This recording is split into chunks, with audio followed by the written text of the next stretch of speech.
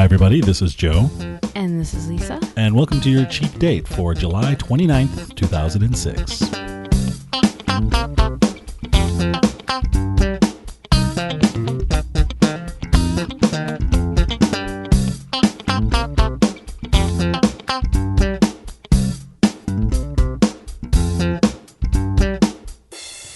That's Cheap Date, the show that asks the question, How is your Smudlers Noen? I'm asking you. No. Careful. That's not German, that's Dutch. Oh. Ah. Well, you know, Joe, your German sounds an awful lot like your Dutch. I don't know. I don't think I have a Noodler's Necknoin. That's Smudlers Necknoin. Smudlers Necknoin? We saw that the other day. I dragged out an old tape. I dragged out an old tape that had some Galloping Gourmet episodes on it. And that's the name of the dish that he made. Oh, that weird egg thing? Yeah. Boy, that guy, he cooks weird stuff. Kerr. Well, he used to cook weird 70s food. Food. Very rich, right. Very rich. Lots of butter, lots of cream, lots of, oh, man, you name it. Yeah, he puts cream and stuff that you wouldn't even think. It was awesome. Smudler's Necknoin is loosely baked eggs on toast, scrambled eggs and mashed potatoes and leeks. Did you hear that, folks? Scrambled eggs, mashed potatoes, and leeks. Right. That's a dish. Oh. When he was putting it together, it was kind of frightening. But yeah, he did the potatoes. Yeah, he had the potatoes in like a tart pan. He's like, okay, now you make a little hole here in the middle of your potatoes. He kind of scrapes them to the side.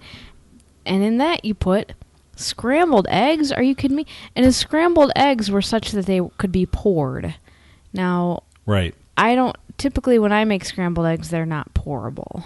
Well, he did that thing where he made the scrambled eggs. He put the eggs in... He put the eggs in the pan, and he was like stirring them up. Mm-hmm. And then just as they were beginning to set, he dumped a bunch of cream in them. Well, he whisked the eggs with cream to begin with. That's cream, folks. Not half and half, not milk. Cream. Yeah. And not non-dairy. Yeah. Oh. You. We're not going to go there now. And I do that. Well, I don't do that, but I whisk... When I make scrambled eggs, I whisk in some milk. Uh-huh. And I think they turn out fluffier. But yeah, then just as they were starting to set, he said, now you finish it with cream, and he splashed in some cream. The idea being that the cold cream would halt the cooking process. What was the word to use? Arrest? You want to arrest your eggs? Probably Something like that. Probably. So the Galloping Gourmet. That was, yes, Kerr and his wife Trina, although she was just the producer of the show, but... He was the producer. Well, he was quite the groundbreaker back then, because these shows were all done in the late 60s, early 70s. And I watched this show. They were in reruns when I saw them. They used to be on at 2:30 in the afternoon, right before Felix the Cat. So I'd watch it. So I'd watch that's so cute. And that's actually how I started thinking, oh yeah, this guy's a nut in the kitchen. And look at this stuff he's making. You know, he has there's a feel to his show that is certainly more common now. I mean, you can definitely see how he was the transition between the straight-up cooking shows like Julia Child. Jinx, buy me a... As Emma says, Jinx, buy me an iPod. Okay. The transition between, those straight-up serious cooking shows and the cooking shows of today, which are much more entertainment. Right. But the Galloping Gourmet was actually even less food. Like, it was almost like you're in the kitchen with this guy and you're asking him, what are you making? And he's telling you, and he's trying to cook at the same time, and he's really not very good at it. Well, actually, he's very good at it. The thing was... I know, but he kind of has that clumsy... Right.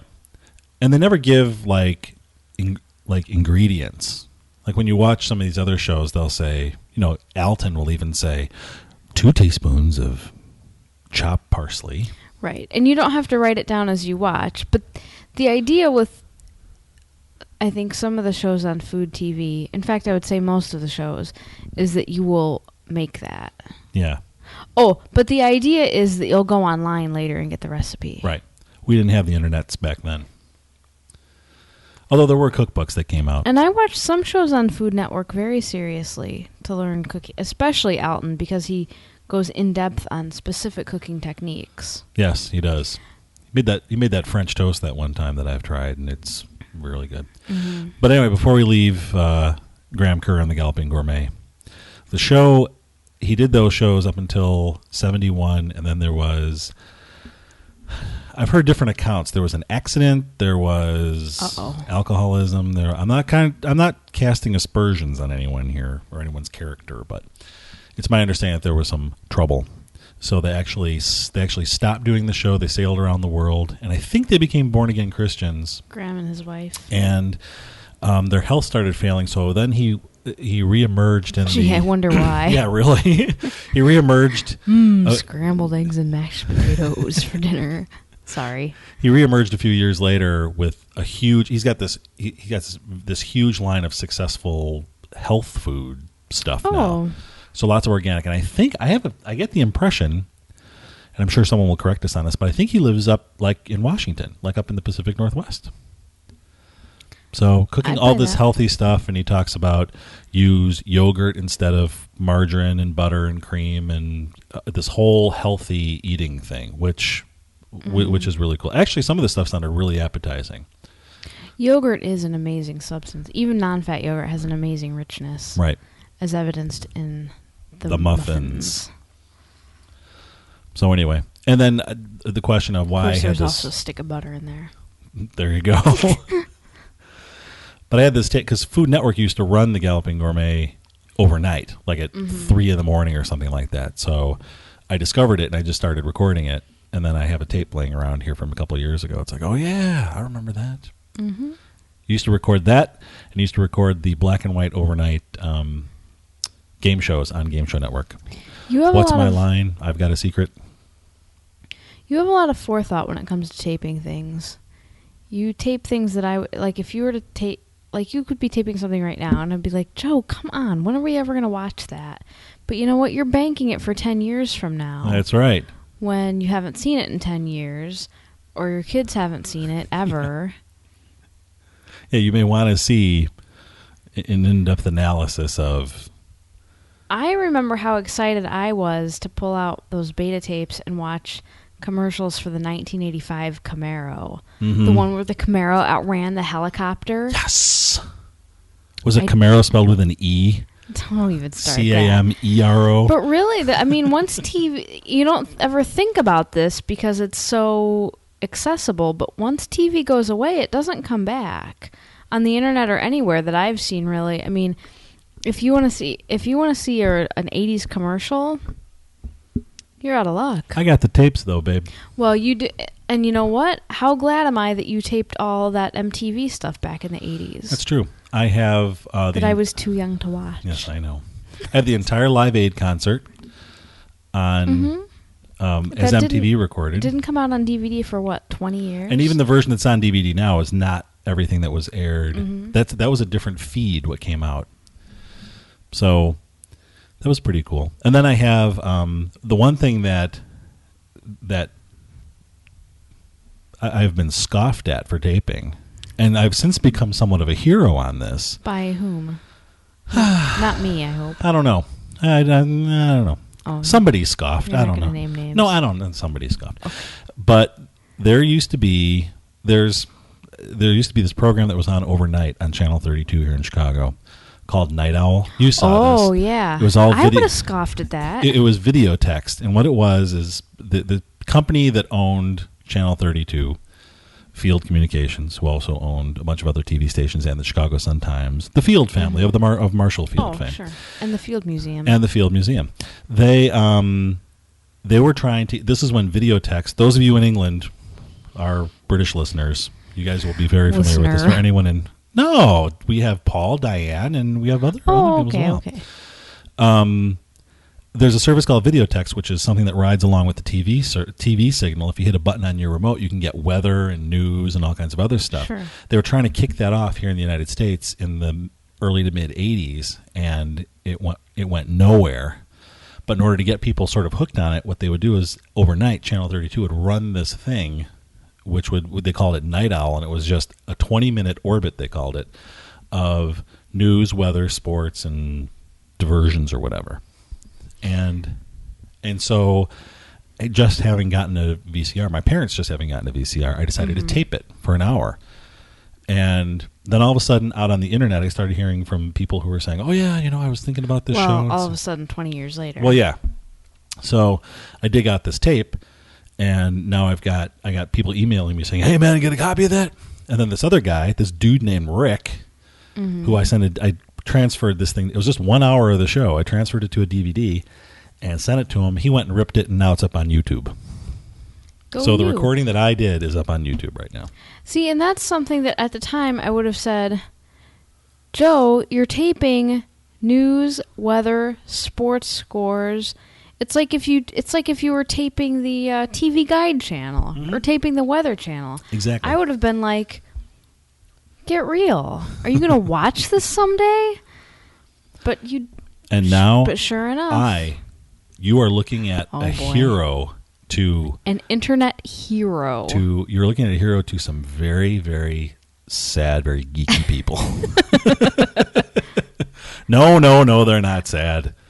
Oh, it was just a little slice of whatever. And the cool thing is, if you look at the comments on the YouTube page, it has all these people like, man, I remember this.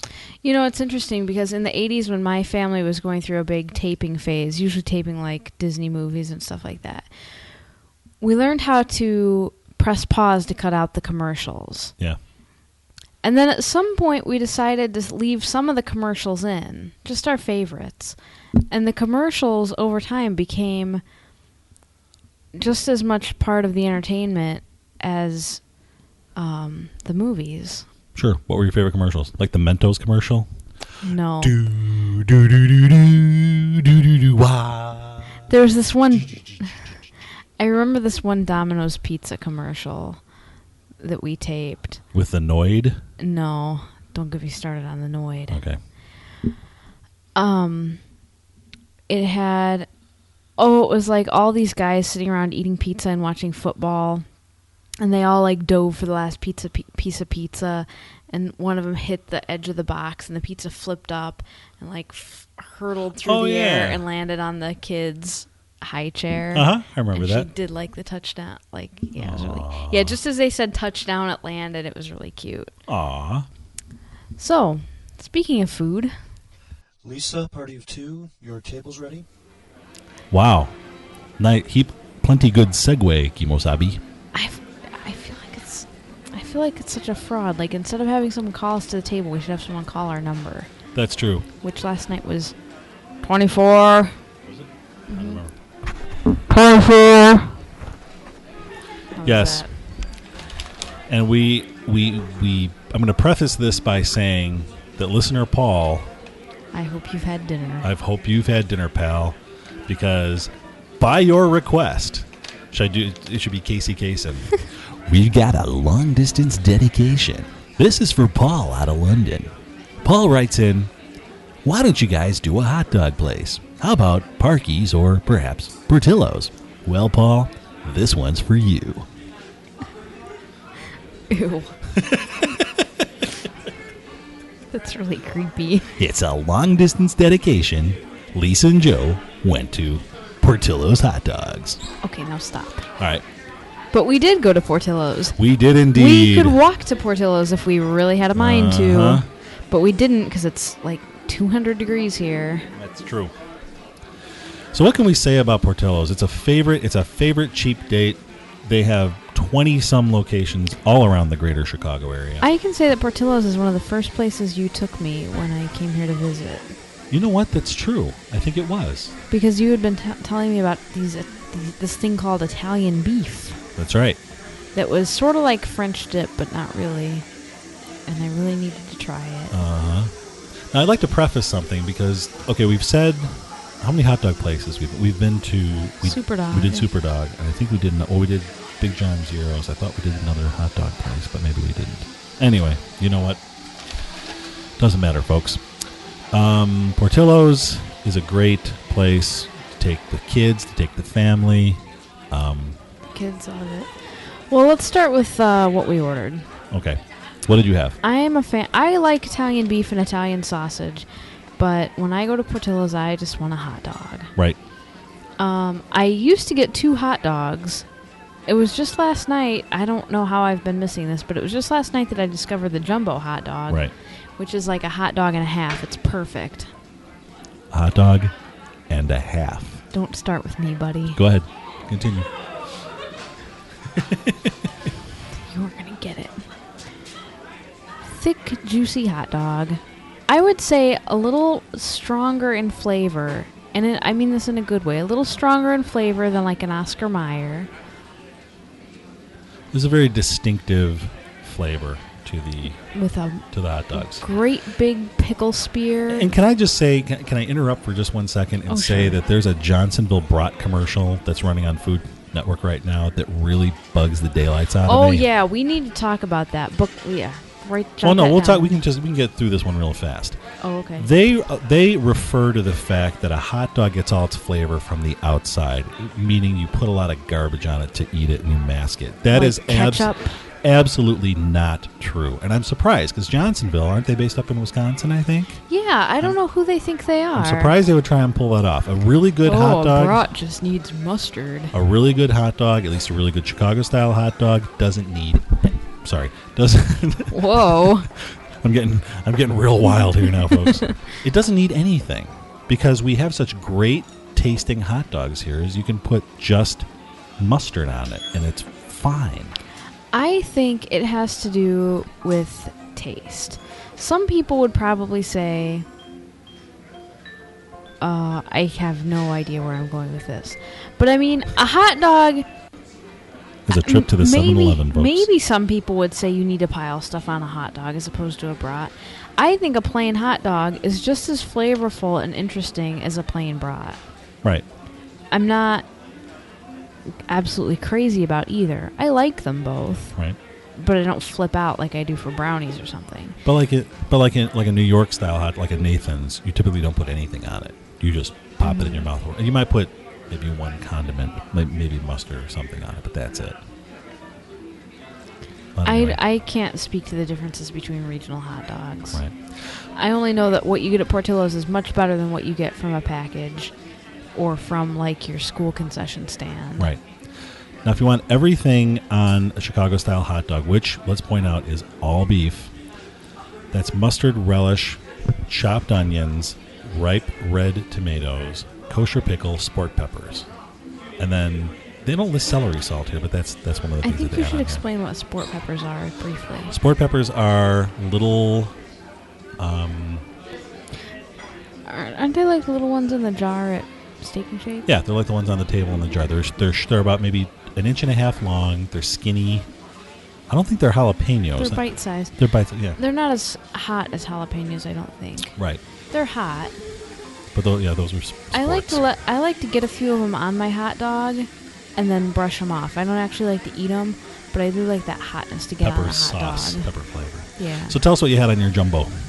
What I always have on my dog is mustard and pickle. Mm-hmm. A great big pickle spear that gets a little mustard and hot dog juice on it and juices up the hot dog a little bit and a good smear of mustard. Right. And I like what they do at Portillo's. By the time you get the hot dog, the pickle has warmed just a little bit. The bun is pretty steamy and warm, but not soggy or hot.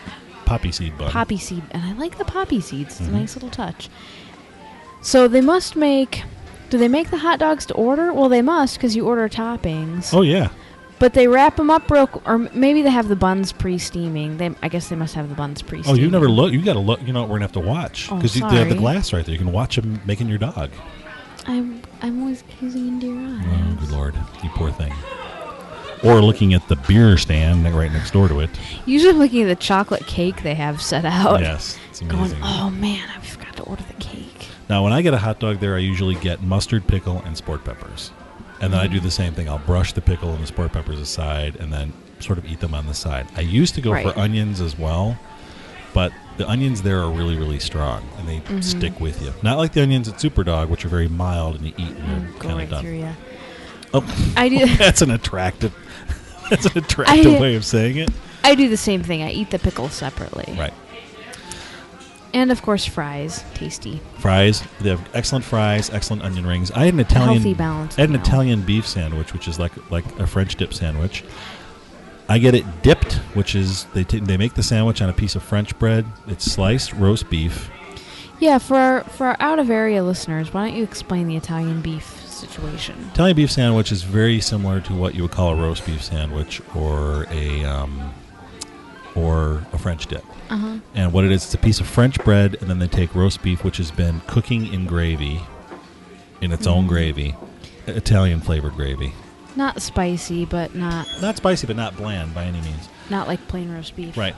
Then what they do is they take it, they take a piece of French bread, and they put the beef on, they slice the French bread, they put the beef on the bread, and then if you order it dipped like I do, they take the whole thing and they grab it with some tongs and they shove it down into the thing of gravy to soak the whole thing so it's a complete mess. At a really good Italian beef place, you can't even pick one of these sandwiches up. It's so completely soggy. You almost have to pick at it with your fingers or eat it with a fork. Now, at Portillo's, you can pick it up. You can, because when they dip, they don't dip. They just... What do? Do they douse from outside? No, they put or it they in, just but dip they go in fast? real fast, so it doesn't So soak in. okay, so the bread doesn't get fully saturated. Right, exactly. And what are the other ways you can order your Italian beef? You can get it dry, which has very little gravy. You can get extra gravy, which is like a splash that they throw on top of it, or you get it dipped. So dry doesn't mean dry. Oh, no. It just means... It's moist. It means like you can pick it up with your hands and eat it. If you're a fan of Arby's, you will never touch an Arby's sandwich again after having one of these. It's true. I also got hot peppers on the side. Mm-hmm. Something else which I think seems to be unique to this area, which is jardinera. Yes. Which is chopped up vegetables, jalapenos, carrots, it's onions. Like a relish. It's like a relish, yeah, but it's hot. Mm-hmm. And I got that on the side, so you have a little bit of a control over what goes on there. So, oh man. And you can, as an option, you can also get mozzarella, a slice or two of mozzarella. Oh, I've had that. I've had the cheesy beef. It's very similar to. It's kind of similar to a Philly cheesesteak sandwich. Only you typically don't get green peppers on an Italian beef, and you don't get. And the meat is very thinly sliced. Whereas on a Philly steak sandwich, it's really, when you bite in, you know you're getting a chunk of meat in your mouth. Yeah, I would avoid comparisons to the Philly steak. I think it's more like a French dip, especially if you were to go to the grocery store and buy Italian roast beef. That's true. And make French dip with that. Which you can do here in the Chicago area. You can actually buy at the deli counter. You can buy Italian beef, and they give you a little thing of gravy. Have you ever done that? Have I ever done that with you? No, but we should. We've talked about it. We'll do that. So that's excellent. As we said, their fries are excellent. They have excellent onion rings. They have salads, but well, you know what? Crazy to order a salad there. Actually, the salads aren't bad. I know Rebecca likes the regular garden salad, and she also likes the chopped salad. So they are very good. The chopped salad is, romaine and iceberg lettuce with pasta, chicken breast, bacon, tomato, red cabbage, gorgonzola, green onion, and their house dressing, which is actually... It's not as healthy as it sounds. It's the Ditka salad. Yeah, exactly. What else do they have? Oh, they have burgers.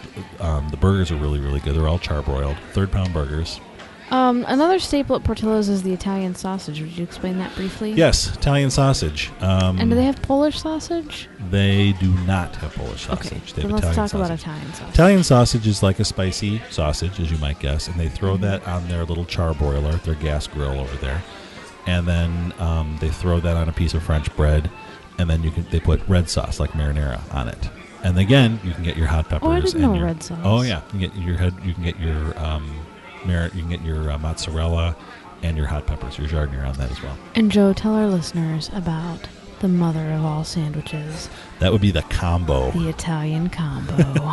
That would be, if you take that description of the Italian beef sandwich It's that I gave you a minute ago. Quadruple bacon cheeseburger. It really of is. the hot dog realm. It comes with a free bypass. If you eat the whole thing, it's free. It's the Italian beef sandwich I described with a piece of sausage that I just described nestled right in the middle of it. Oh. Yes. If you're hungry, you're hungry. Now, I have a question, and it's kind of silly. Do they put... I have to interrupt you for a second. They do have Maxwell Street-style Polish sausage there. Oh, no. I apologize. How is that different from Italian sausage? Seasoned differently. I don't know if the meat's different, but I'm not a big Polish sausage fan, so I can't Is that speak to it. the deep-fried Polish sausage? Sometimes they deep-fried it, but this one is grilled. Okay. Now, when they do the Italian combo, do they use the red sauce or the gravy or both? You got your choice. Oh, okay. I think if you don't ask for anything, I think it defaults to the beef gravy. I think you're right. But I've had it with the red sauce. Problem with the red sauce is that it masks, it would mask the beef. It overpowers the beef. Yeah, I would think so. So that's the food. Oh, and then also we mentioned the fact that they do have chocolate cake, strawberry shortcake, and Malibu rum cake, all of which are Oh, yeah. If you still delicious. need that after... Now, one thing that's worth pointing out, too, is the atmosphere. Oh, yeah. All of the Portillo, like I said, there's about 20 of them. Ooh, and shakes. And they have excellent They have shakes as well. Okay. All of the Portillo's restaurants have a similar sort of old, what would you call it, like an old Chicago type of feel. Well, the one that we go to here in Rolling Meadows it has a 50s motif. You walk in, it looks just like a diner. It's got the big vinyl seats, and it's got lots of neon. It's got 45s. Those are called records that hang from the ceiling. They have 45s hanging from the ceiling. They have posters from movies from the 50s. The big, when you walk in, there's a big Chesterfield cigarette ad right when you're walking in. And there's a huge poster of Marilyn Monroe and the famous scene with her skirt blowing up. They always have oldies playing. Yeah, typically oldies. So that's good. 50 songs of the 50s and 60s. So they do that, and it's usually pretty noisy in there too. It's a really fun atmosphere. Now the other ones have. We should note it's a walk. It's like fast food. It's a walk up. And you go up to the counter, you place your order, they give you a number. But it has a lot more atmosphere than a typical fast food place. Right. And the other ones have different decor. I'm not sure I've been in another. They're all Portillo's. slightly different. There's one. The other ones I've been to have more of a. The one I'm thinking of, there's one in Niles, which has. And also the one in downtown Chicago, right across the street from the Rock and Roll McDonald's, which we will get to at some point, Ross. No, this one it's more of almost like an old style Chicago garage type of motif. Well, downtown Chicago garage, St. Valentine's Day Massacre. There you go. And it has like old stuff from like maybe the 30s or 40s on the wall, wooden paneling on the walls. Oh, neat. In fact, in some of them they even have cars like an old Model T or something, like actually in the restaurant, only hoisted up near the ceiling, and it's got like dummies behind the wheel, like dressed up like gangsters from the 30s. Nice. So yeah, they're all So it seems as though the decor either falls to the diner style or the thing I just described. But Either way, some type of retro. Right. So if you are staying in downtown, actually anywhere in the Chicago area, looking for a good, fast way of getting a hot dog, a burger, sausage, something classic Chicago, these would be the places to go. Anything else that we forgot to mention about Portillo's? I think that wraps up about Portillo's. If we forgot, we'll hear about it. I'm sure. But at lunchtime, they're nuts. Dude, don't even get me started on their drive-through method. It's the craziest drive-through ever. They really do. It's insane. Like, they have a speaker, but then they have people out there who ask you what you want, and then they say it into the speaker. They have 3 or 4 people out there, and then they hand you a number which no one ever collects because it's not like you're number 34 and you're going to cut in front of the Hummer that's in front of you, or you're going to, Yeah, you're in line. Why do they have to give you I don't understand I don't know. that. But it's good food. We really like it. Whatever, yeah. They have locations all over Chicago. The one we went to is at 1900 West Golf Road. The one in downtown Chicago, if you make it down there, is a great one. It's at 100 West Ontario, like we said, right across from the Rock and Roll McDonald's, and they are all over the area. So go for it. It's great. Good stuff.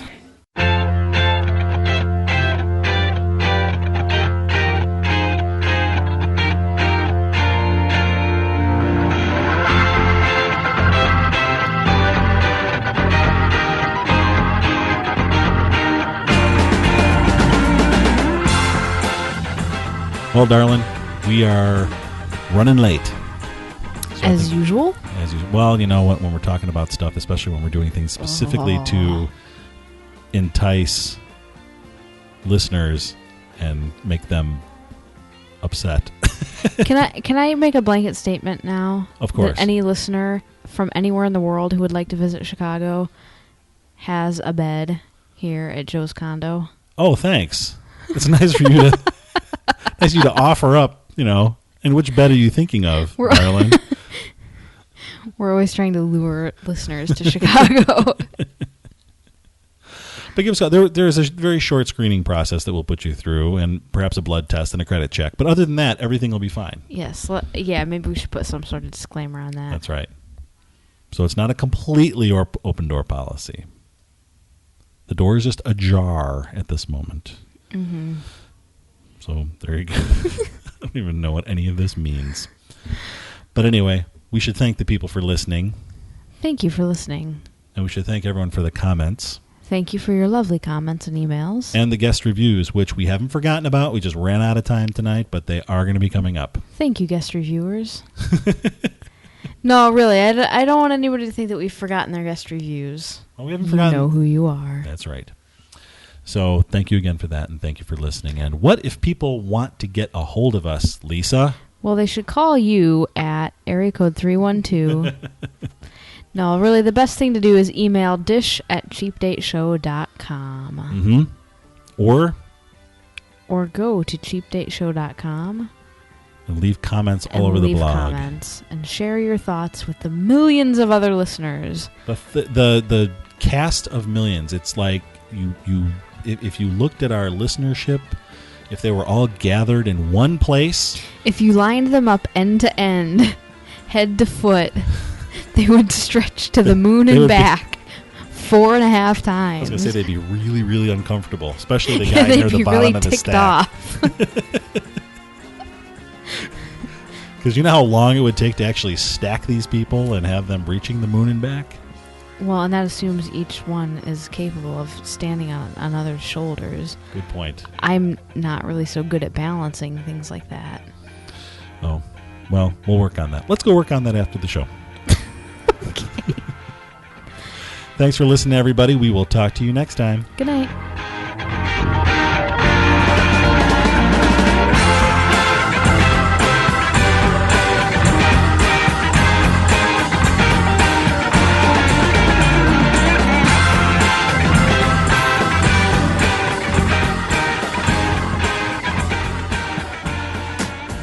This podcast is proudly listed at podcastpickle.com.